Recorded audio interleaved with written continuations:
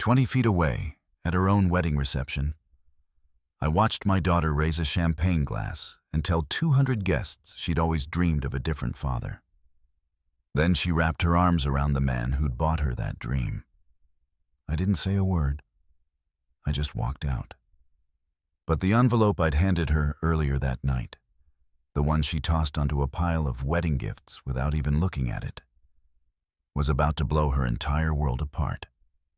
My name is Harold Bennick. I'm 67 years old. I spent 38 years on the line at a steel plant outside Cleveland.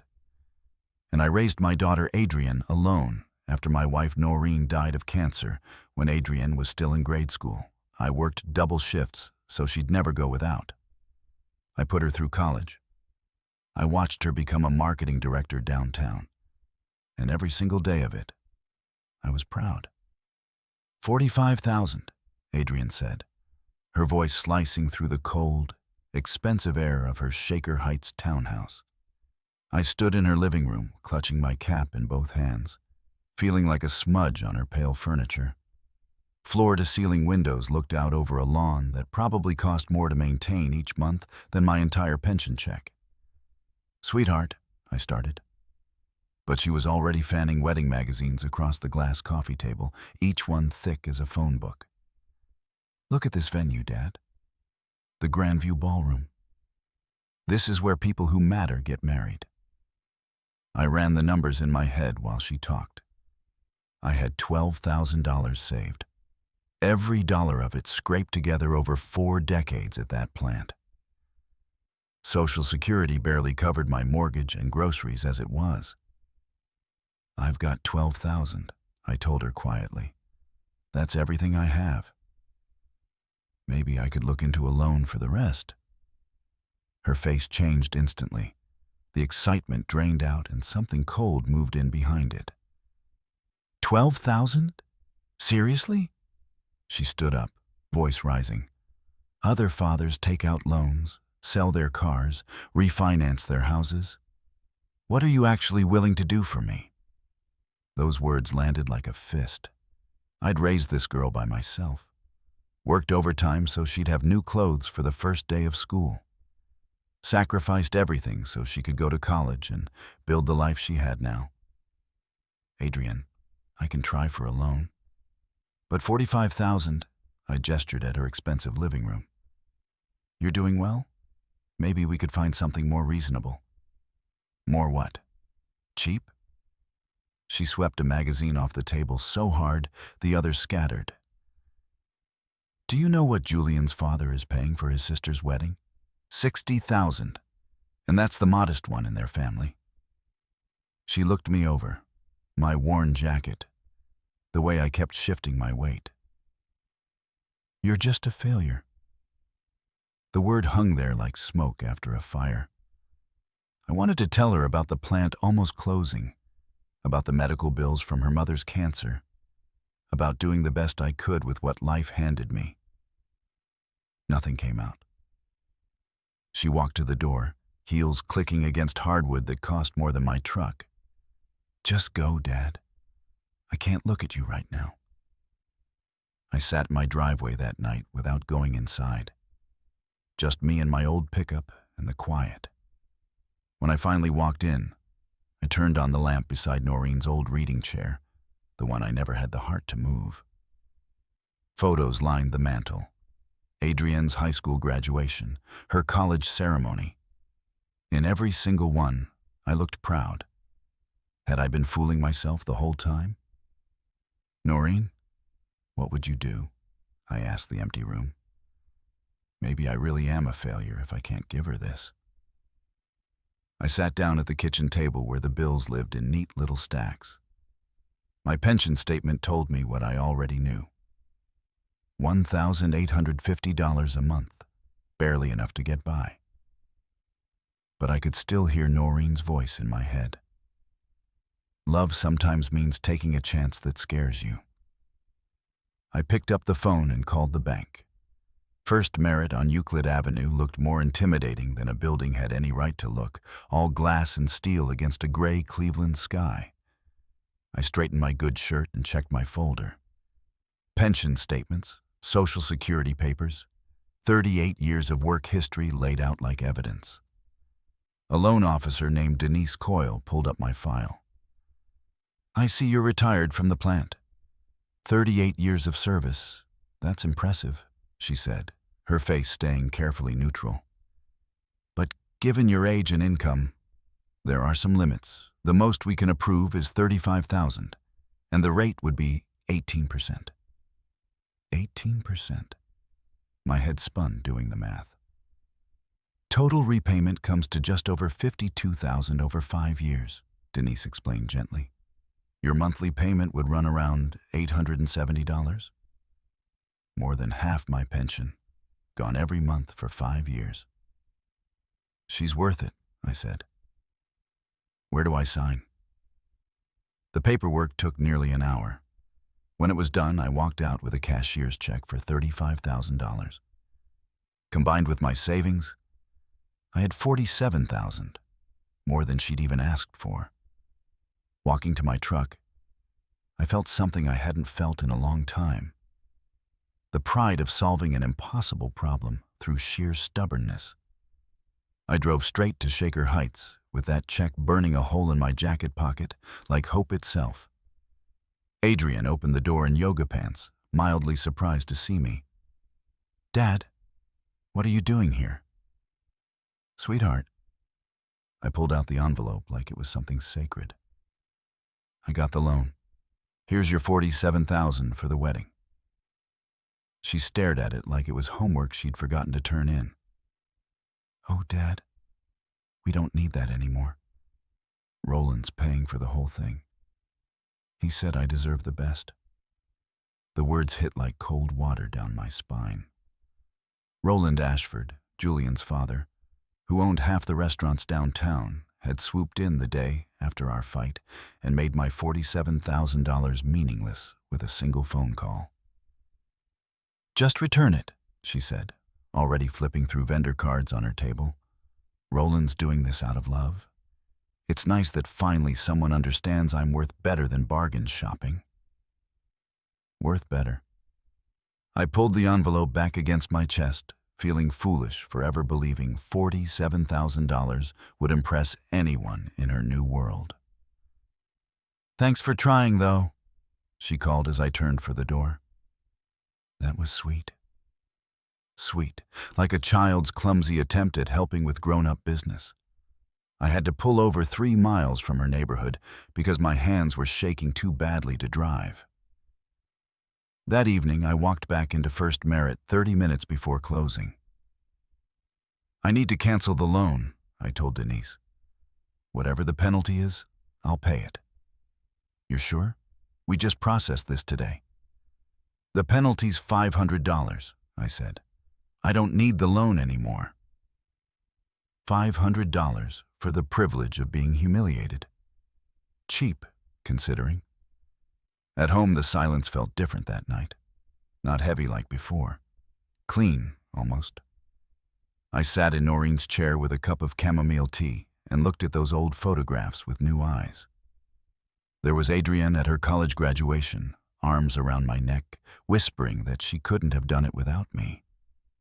When exactly had gratitude turned into entitlement? When had my love become something she managed instead of something she treasured? The weeks that followed only confirmed what I already suspected. Wedding planning meetings I wasn't invited to, vendor appointments scheduled while I was probably busy.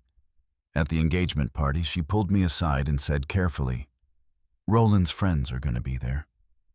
They might not really connect with you." At her dress fitting in a Lakewood bridal salon that looked like a jewelry store, she introduced me to her friends with an apology folded right into the sentence. "This is my dad. He's very simple, but he means well." One of them murmured that it was nice I'd come, just loud enough for me to hear. She still let me tag along, the way you'd let a kid help with charity work. That night, I drove out to Fairview Cemetery for the first time since Noreen's birthday. I knelt beside her headstone and pulled the weeds from around the daisies I'd planted years before. "I can't keep living like this," I told her. She needs to know the truth. Maybe now is finally the time. Because Adrienne wasn't my blood daughter, Noreen and I could never have children of our own.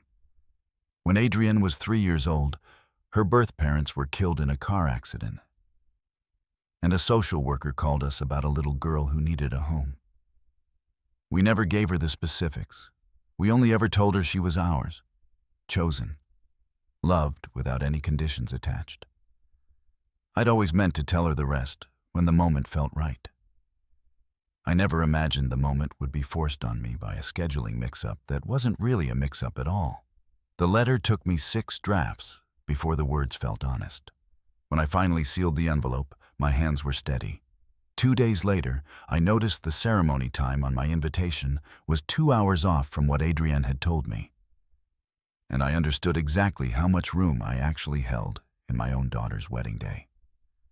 St. Andrew's Church looked stunning under the May sun, its old stone towers reaching toward a clear sky. I arrived at 12:55 for what I thought was a 1 o'clock ceremony, only to find guests already hurrying past me, apologizing for running late. An older man beside me held up his own invitation. Noon, it read, in the same elegant print as mine. "Are you family?" he asked. "I'm the bride's father," I said. His eyebrows rose with something close to pity. "Oh, I thought that distinguished gentleman with the gray hair was her father, the one walking her down the aisle." Roland. I compared our 2 invitations side by side. His said noon, mine said 1 o'clock, both printed by the same professional hand. Mine had been changed on purpose to keep me out of the most important hour of my daughter's life. Through the stained glass, I watched Roland Ashford sitting in the front pew, the one reserved for the father of the bride. The pew that should have been mine. I didn't make a scene.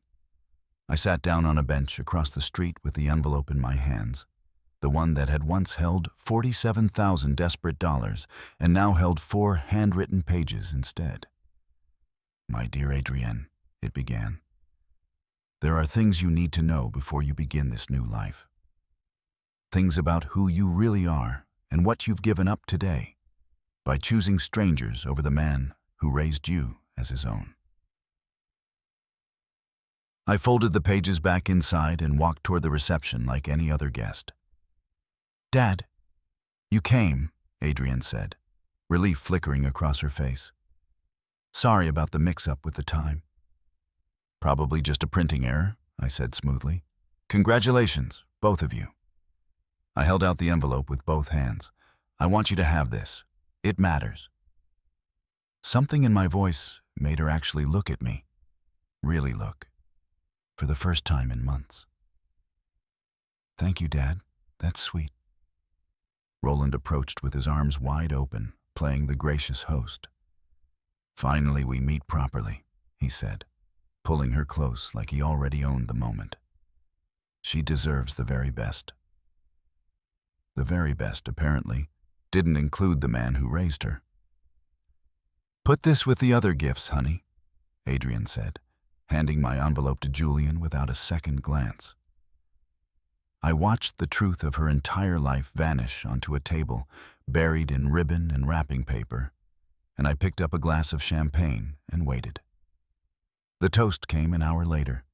Crystal glasses chimed in a circle around the newlyweds, the city skyline glowing gold through the windows behind them. "Especially Roland," Adrienne said, her voice carrying across the whole room. "You've shown me what it means to have a father who truly cares. I've always dreamed of having a different father, and today, that dream finally came true." The room went dead silent. Every glass froze in midair. Guests' eyes flicked toward me and then quickly away, that particular silence of a crowd watching someone get humiliated in real time. Roland pulled her into a hug, beaming. "You're the daughter I never had," he said, loud enough for the whole hall to hear. I didn't flinch. I set my glass down and walked toward the exit with the quiet dignity of a man who finally understood exactly who his daughter had become. No scene, No confrontation. Just a father removing himself from a place where he clearly wasn't wanted anymore. At home, I moved through the house with purpose. Noreen's wedding ring went into my shirt pocket. Our photo from Adrienne's college graduation, back when gratitude still lived in her eyes, went into my travel bag. My tools, earned through decades of honest work, deserved better than gathering dust in a garage. The phone started ringing around 4:30. "Dad, we're opening gifts. Some of these are incredible." I let it go to voicemail. 10 minutes later, a second call, uncertainty creeping into her voice. "We found your envelope. What kind of gift needs to be opened alone?" By the fourth call, panic had replaced celebration completely.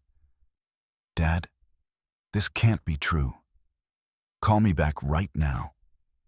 I unplugged the phone and kept packing. Through the voicemails that followed, I listened to her voice crack open around a truth she never saw coming. Adopted at 3, after her birth parents died in a crash. Raised by 2 strangers who chose to love her anyway. "You're not my real father," she said in one message. "Then who am I? Where do I even come from?"